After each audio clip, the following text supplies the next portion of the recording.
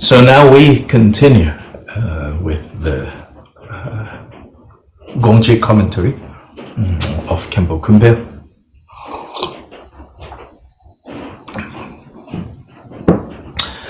The last statement we looked at is statement 8, which says that the Vinaya collection, out of the 3 collections, the Vinaya collection, the Sutra collection, and the Abhidharma collection. So the Vinaya collection is the Dharma wheel, is the turning of the Dharma wheel of the 4 noble truths. So elsewhere in an old commentary, composed not too long after Gyalpa Rinpoche passed away, it points out that this is in response to some people who said that the Abhidharma is associated with the first turning of the wheel of Dharma, which is the 4 noble truths. Here, in emphasizing that the Vinaya, which is another way of explaining the Vinaya, is that the Vinaya focuses on all the things that we should do and the things that we should not do. The things that the Buddha prescribed as good for us to engage in because they are causes of happiness, and the things that the Buddha tells us not to do because they are causes of suffering. So that Gyalpa Rinpoche wants to emphasize is the content of this first turning of the wheel of Dharma, which from one perspective, right, it's about what to adopt and what to discard. So the teachings on cause and effect, on karma, then elaborated is called the 4 noble truths. So the 4 noble truths again can be divided into cause and effect. So the first 2 noble truths are the effects and causes respectively of suffering. And then the 3rd and the 4th noble truth again is the effect and the cause of happiness. So for the first 2 noble truths, suffering and its cause, which is thirst or grasping. So that's the effect, and the cause is, the effect is suffering. The cause is grasping. The 3rd and 4th noble truth, the effect is cessation, the 3rd noble truth, the cessation of dukkha, dukkha no more, freedom. Then the cause is the path that gives rise to that. In statement 9, so let me first read just the statement. So in statement 9, the various vehicles convey the wheel of the definitive meaning. The various vehicles, our translator here puts in parentheses the various vehicles of the 3rd turning of the Dharma wheel convey the wheel of the definitive meaning. Let us try, leaving what the translator put in and just be more literal. More literal is the various vehicles convey the vehicle of the definitive meaning. Yeah, the various vehicles convey the wheel of the definitive meaning. And so yesterday I pointed out that in this chapter 1 especially, there are various sets of 3s that are mentioned back and forth, back and forth. And the most obvious one is the three turnings of the Dharma wheel, often translated as the three Dharma wheels. I prefer to translate them as the three turnings of the Dharma wheel. Same wheel, turn in a few times, turn in a few ways, so to say.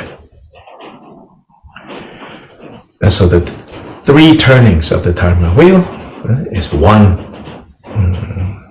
group. The three vehicles is one group that you might encounter. The three vows is another one you will encounter. The three collections is something that again you come across, or more literally, the three baskets, three pitaka. And so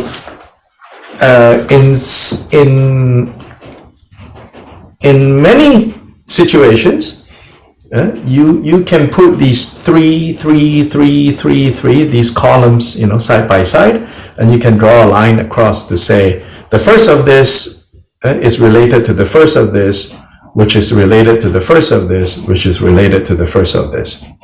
The second of this is related to second, to the second, to the second, the third, to the third, to the third, to the third. In most cases, but not completely. Yeah. So here in this statement 9, vehicles and turning or wheel, vehicles and turnings turn up. So remember, right? The three vehicles, at least, and then the three turnings. So vehicles and turnings turn up in statement 9. Again, statement 9, the various vehicles or the many vehicles convey the wheel of the definitive meaning. Now we have another kind of loaded word, definitive.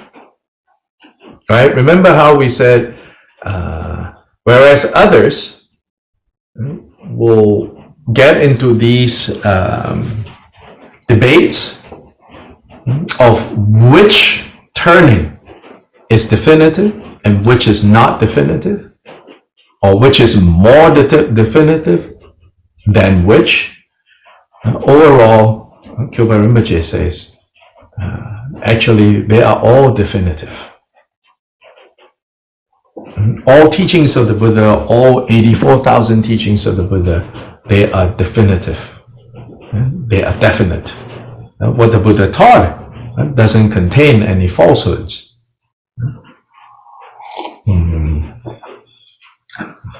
So that is his general position, which is not to say that he is not aware or he doesn't see that in various places in the sutras or the tantras, there might be statements to say, this is definitive, whereas this is not definitive.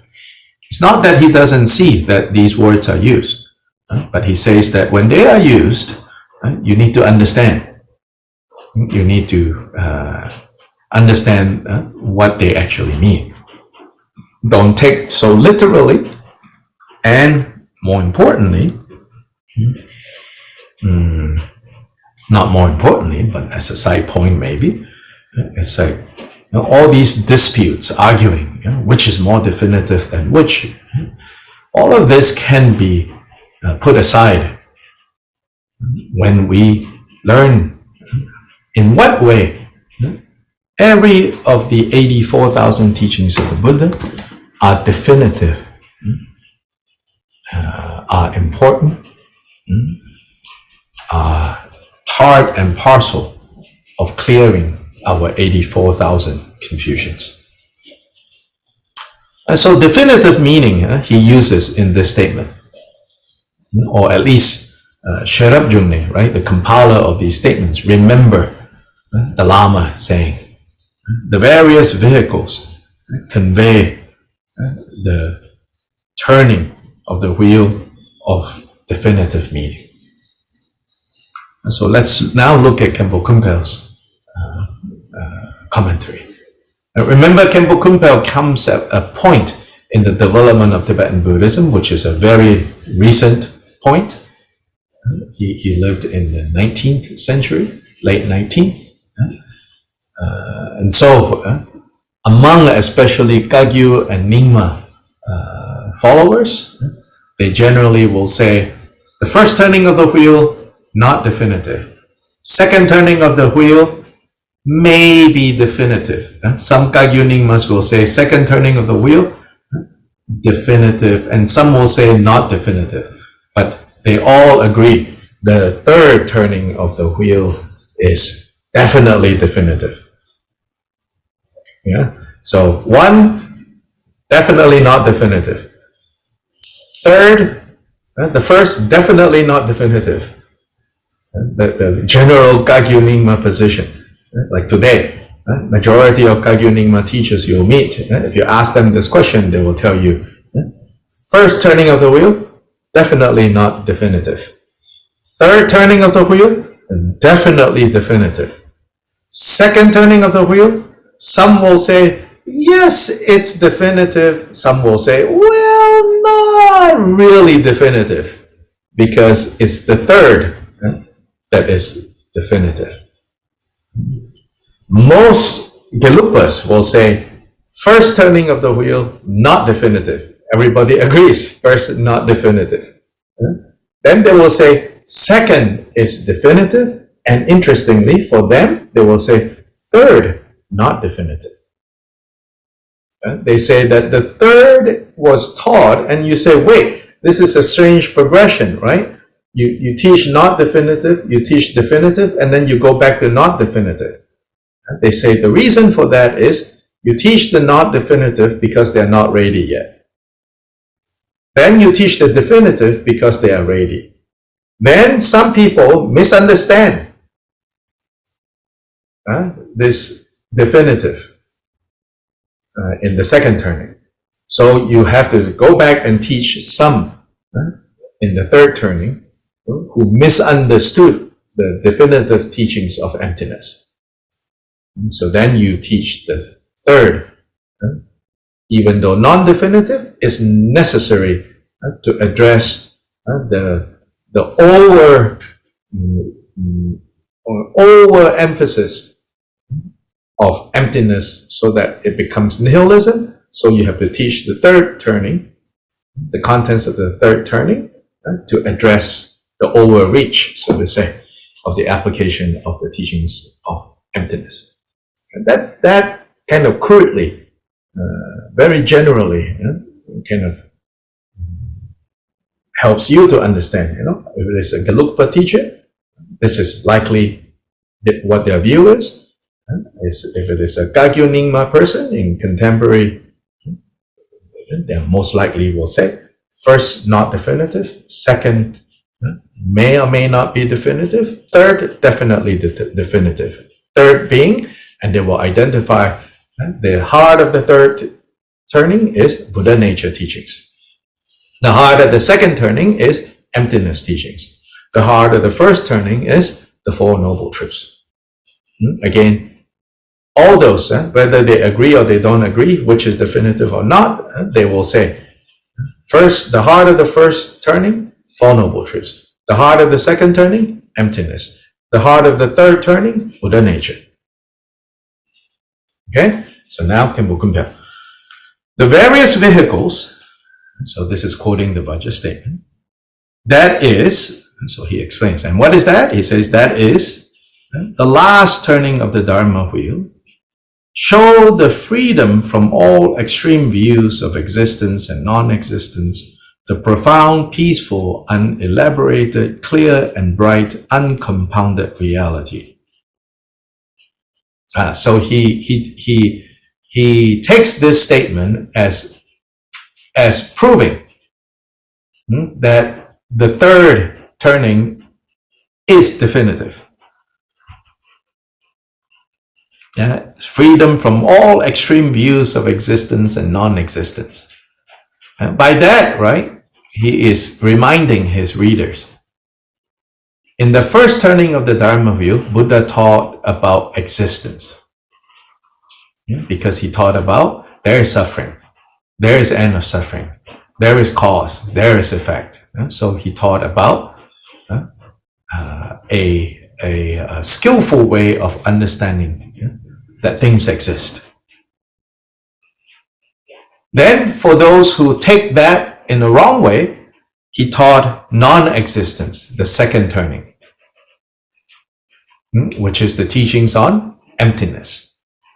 Actually, there is no self. And if there is no self, where is the experiencer of suffering and happiness? Which is a concern in the first turning. So then the second turning was taught to counteract people going too far with, things exist, suffering exists, happiness exists. Then second turning, he taught emptiness to counteract that. Then there are those who took, non-existence too far, and therefore he taught, he did the third turning of the Dharma wheel, where all the extreme views of existence and non-existence are cleared, free from. Here it says freedom from all extreme views of existence and non-existence, which is the profound, peaceful, unelaborated, clear and bright, uncompounded reality.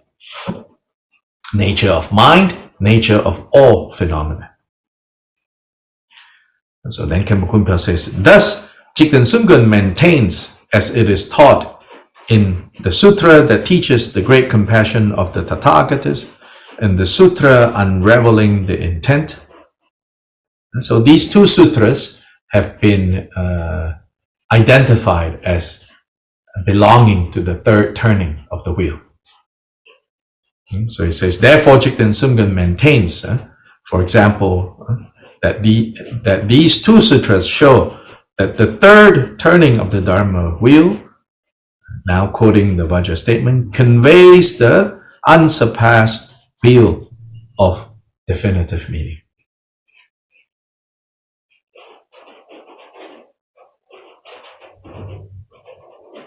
Yeah. So you see how, this confirms the prevalent Gagyo Nyingma view that the third turning is definitely definitive.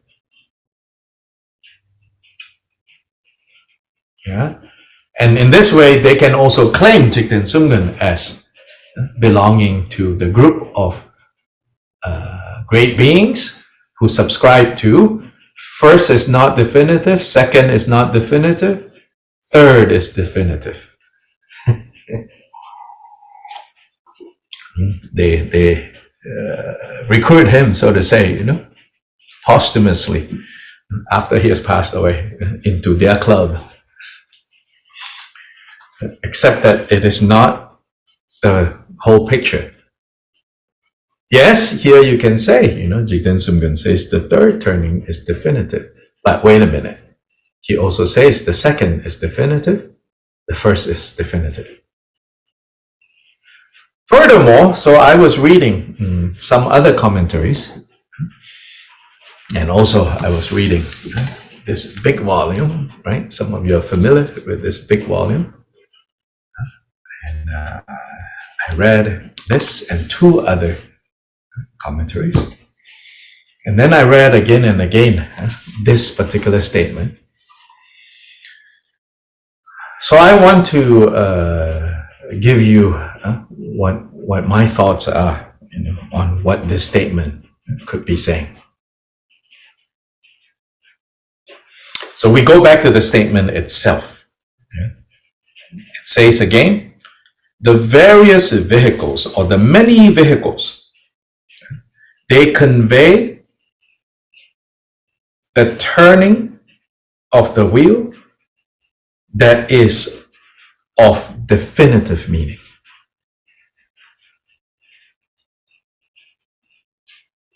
Yeah. Now, for those who want to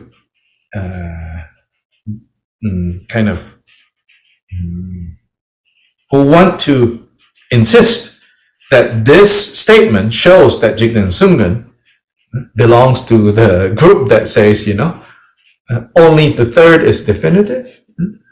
They have to put in parentheses more words into the statement. But the statement itself, if you just look at it, it says the many vehicles, the various vehicles, they convey, they express the turning of the wheel of definitive meaning. Okay? And for many, immediately they say, oh, the turning of the wheel of definitive meaning, oh, that's the third turning. Yeah, that's the third turning. But I would say, hold on.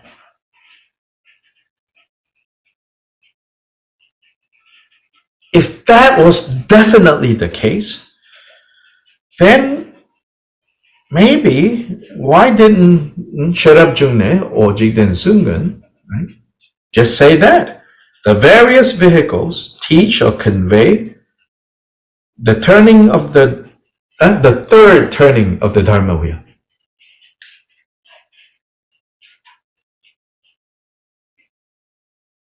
Maybe the third turning of the Dharma wheel and the turning of the Dharma wheel of definitive meaning can have different meanings.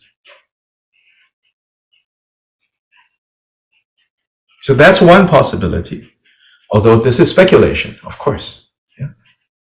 But anyway, if you go back to, again, just the Vajra statement, it says, the various vehicles teach or convey the turning of the Dharma wheel of definitive meaning.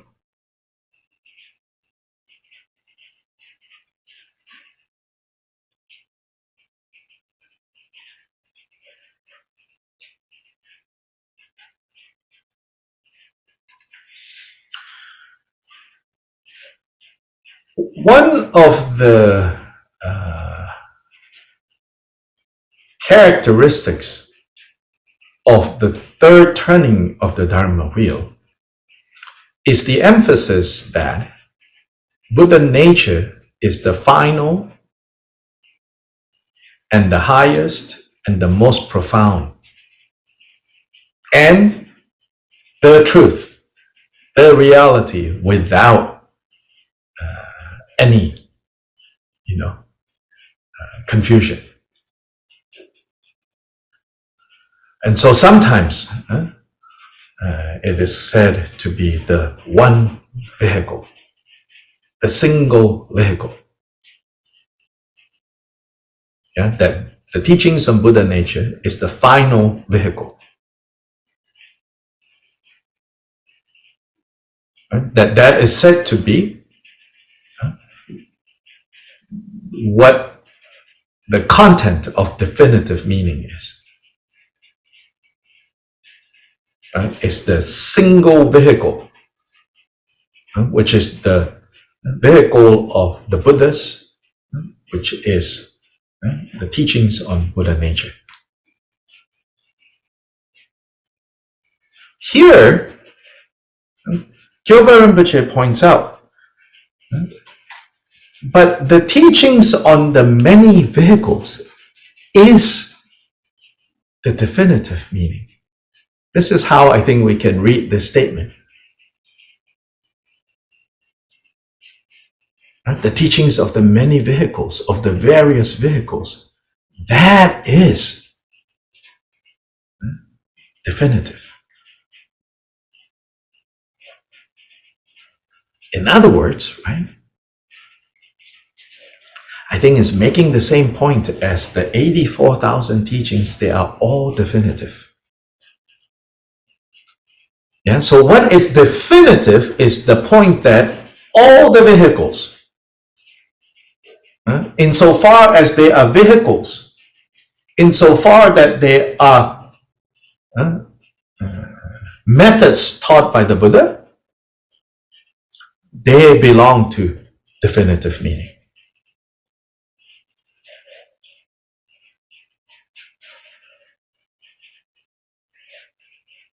So another thing going on here is those who say, like those who don't agree that the third turning, the contents of the third turning is definitive meaning, they will say, look, in the teachings found in the third turning, the Buddha taught about not just the three vehicles, meaning Hinayana, Mahayana, and Vajrayana, if you want to include that in the third turning, but Buddha also taught the yana, the vehicles of the God realms, the vehicle of the Brahma realms, the vehicle of the human realm. Under the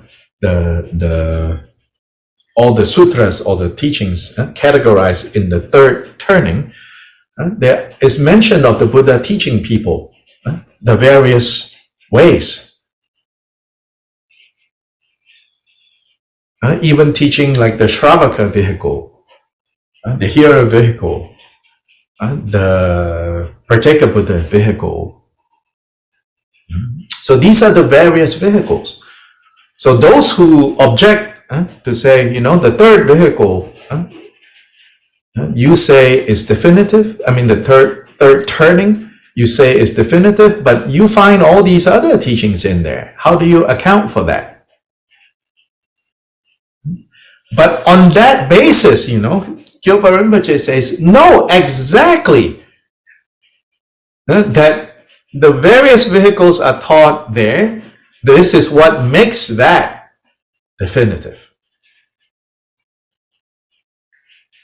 Which takes us back to the bigger point, like that all 84,000 teachings are definitive, all three turnings are definitive, and if you need proof that all three turnings are definitive, and therefore all vehicles are definitive, he says, for those who accept that the third turning is definitive, in there you can see that in the sources that we have identified as the third turning, they teach more than one way.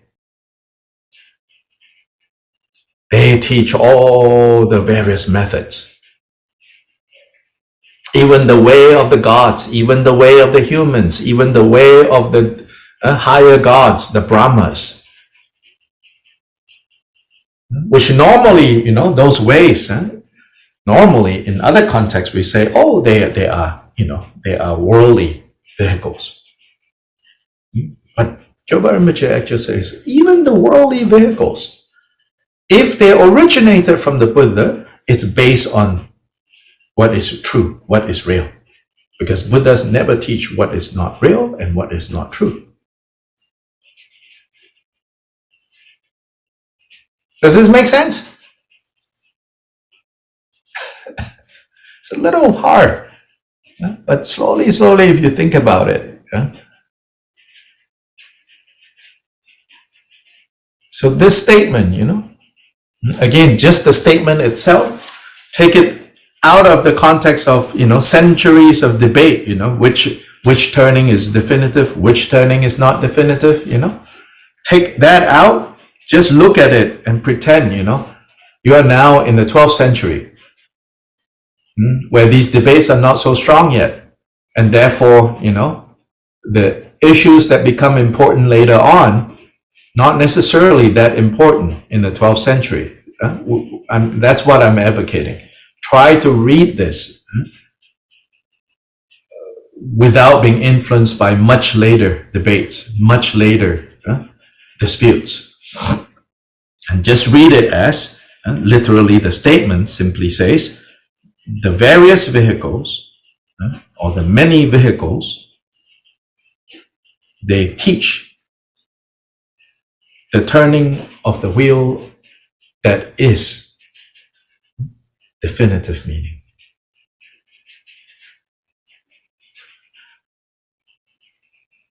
And these various vehicles, we know from other statements in the Gongchik, they are part and parcel of the single vehicle. Yeah, part and parcel of the single vehicle, the single path towards complete Buddhahood. And under that single path, under that single vehicle are all the vehicles, are all the 84,000 dharmas taught by Buddhists.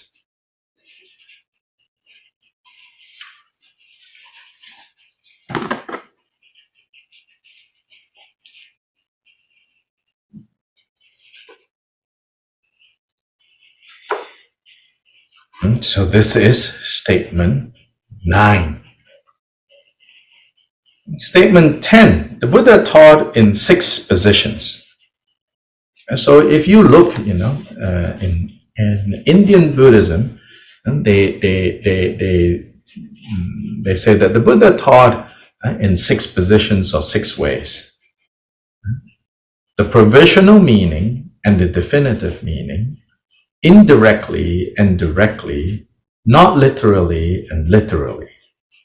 In other words, like if you look at the Buddha's life, if you look at all the things that the Buddha said, one way of kind of understanding them is to think in terms of, here the meaning is provisional or the meaning is definitive. The meaning is indirect or the meaning is direct. Or the meaning is literal or not literal. So again, Jigten Sumgön is not so naive or not so blind to the fact that, if you look on the surface, the Buddha's words, can be divided into these 6 positions.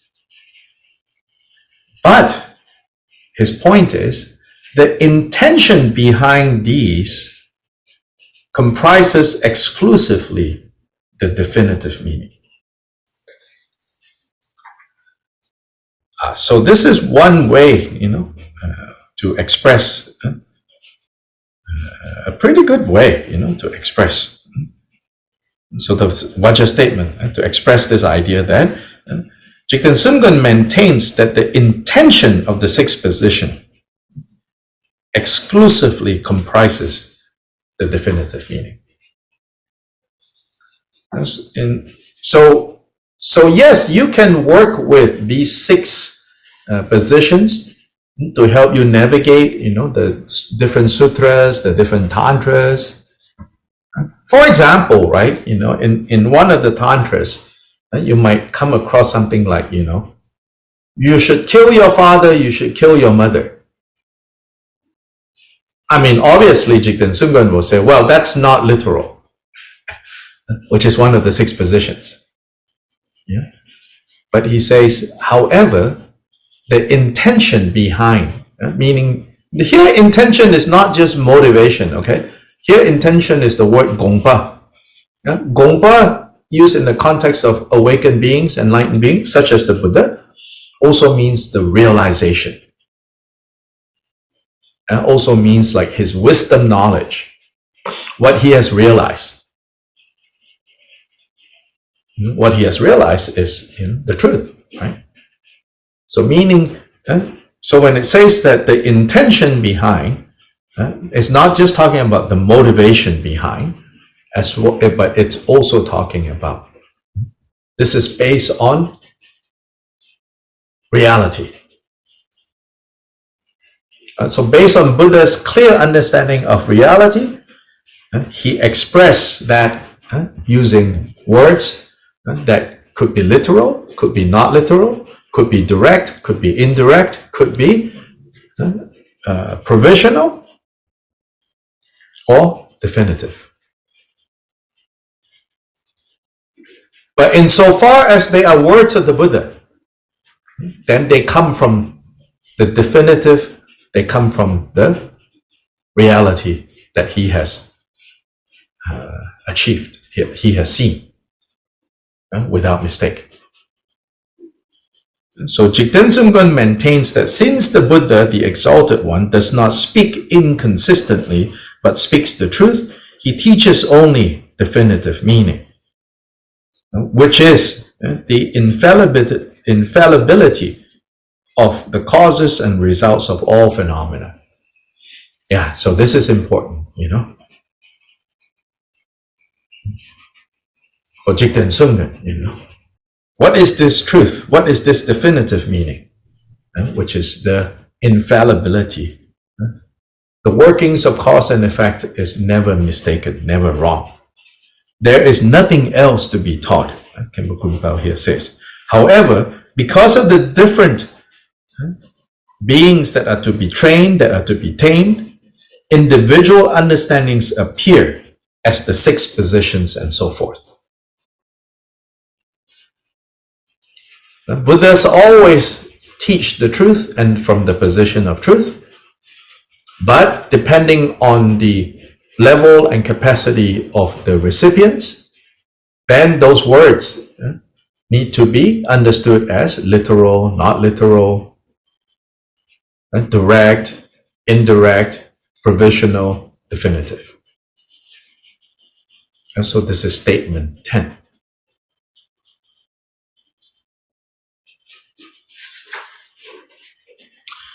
Continuing, he says a little bit more. Moreover, in whichever manner the Buddha taught with the 6 positions and so forth, it was a display of limitless skillful means for taming beings that are to be tamed. Therefore, all 6 are teachings that can bring sentient beings to the unsurpassed state. And from this perspective, they are of provisional meaning. Provisional in the sense of it's relevant to this group here, maybe not relevant to this group here at this point. Really suited for this individual, may not be suited for that individual. So to that degree is provisional meaning. But from the perspective that they are undeceiving teachings concerning how the benefit and happiness for sentient beings can be accomplished and how suffering is produced and therefore also can be avoided, then Jigten Sungen maintains that they are exclusively of definitive meaning. And so this is actually an important point Khenpo Kunpal is bringing to our attention. He's saying that for Jigten Sungen, the main thing that the Buddhas taught is happiness and suffering based on cause and effect.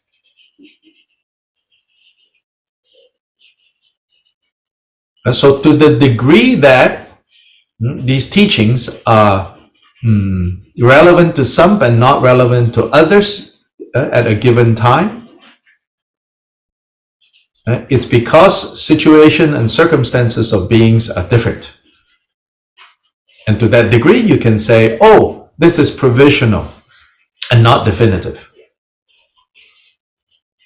But insofar as why the Buddha taught, even gave this or that teaching, it is to, in that instance, show this person how they can create causes of happiness, how they can create causes of happiness, how they can avoid causes of suffering. Insofar as that is concerned, then that is definitive.